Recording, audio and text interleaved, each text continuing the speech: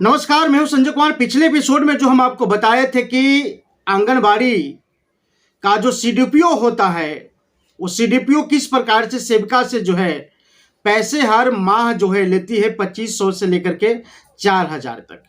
ऐसा मैं नहीं कह रहा हूं, बल्कि पीछे एपिसोड जो मैंने बनाया था, पिछला एपिसोड जो हमने बनाया था, उस कमेंट बॉक्स में बहुत सारे लोग जो है उस न्यूज को देखा और कमेंट बॉक्स में जो है अपनी राय और जहाँ जहाँ जिस प्रकार से भ्रष्टाचार होता है वहाँ से जो है कमेंट में लिखा है।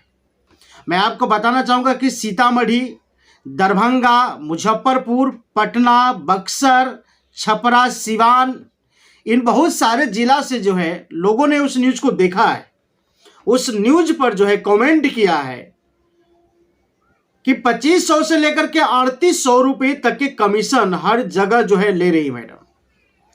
और जितने सारे जिले से कमेंट आया है उन सारे कमेंट में जो है जितना जितना रिश्वत आंगनबाड़ी का सीडीपीओ लेते हैं उन सारा का जो है पोल पट्टी खोल करके बताया जा रहा है। कमेंट भी हम आपको दिखाना चाहेंगे, लेकिन सरकार इस पर खामोश है। सरकार इस पर खामोश क्यों है? हमने आपको बताया था कि सीतामढ़ी जिला का एक प्रखंड का 7,20,000 रुपये रिश्वत।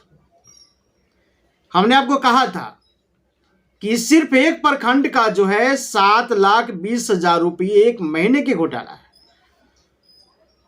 अब सीतामढ़ी बाजपट्टी प्रखंड का जो हमने जिक्र कर रहा है, उससे बड़े बड़े प्रखंड है, उससे ज्यादा जो है सेंटर चल रहा है। कहीं कहीं 500-500, 600 सेंटर चल रहा है, आंगनबाड़ी सेंटर चल रहा है। वहां से जो है प्रत्येक माह जो है लगभग 3500, 3000, 4000, 3800 इतने कमीशन लिए जा रहे हैं। लोगों ने कहा कि सर इस पर और भी एपिसोड बनाइए, और भी न्यूज बनाइए, क्योंकि जो आंगनबाड़ी का जो अधिकारी है उसका कमीशन लेने का नाम थमता ही नहीं है।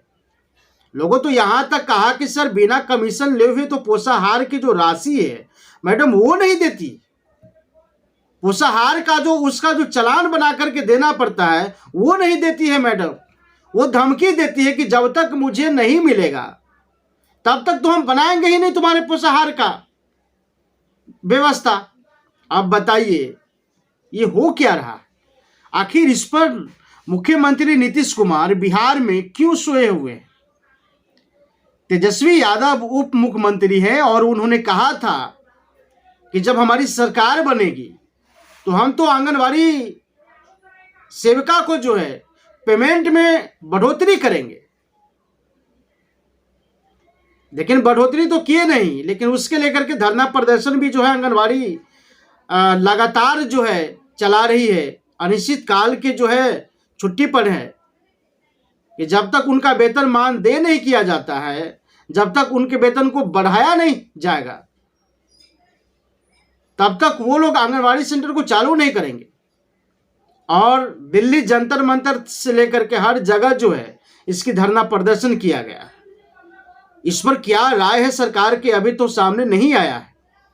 कई नेता तो पार्लियामेंट में भी इसका डिस्कस किया है, निर्णय पर जो है उतर चुका है, लेकिन इसका जो अधिकारी लोग हैं, जैसे मैंने कहा भी, जैसे हमने कहा कि सीडीपीओ भी है, सुपरवाइजर भी है, सीडीपीओ से ऊपर जो डीपीओ है वो जिला में बैठते हैं, लेकिन क्या उनको पता नहीं है?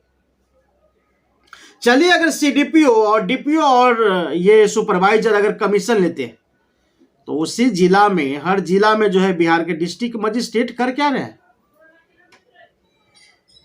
डिस्ट्रिक्ट मजिस्ट्रेट को तो ये देखना चाहिए कि जिस आंगनबाड़ी को लगभग 6,000 रुपये महीने की सैलरी मिलती है, 14,000 के आसपास जो है उसका पोषाहार मिलता है, और उसी में से 3,000 रुपये, 3500, 3800 रुपया जब सीडीपीओ ले ही लेते हैं, उसमें बच क्या रहा है?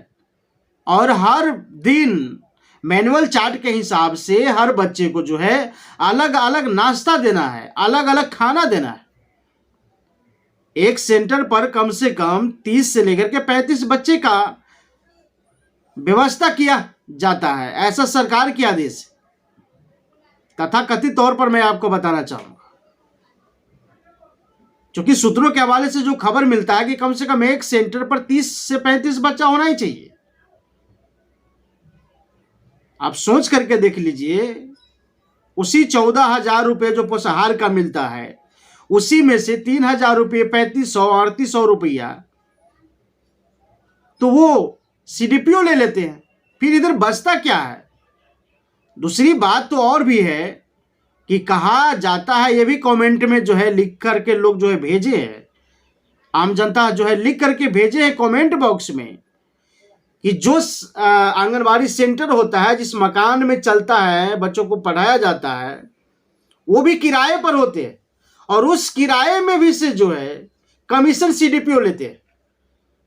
जो सुपरवाइजर होते हैं वो भी कमीशन ले लेते हैं। बताइए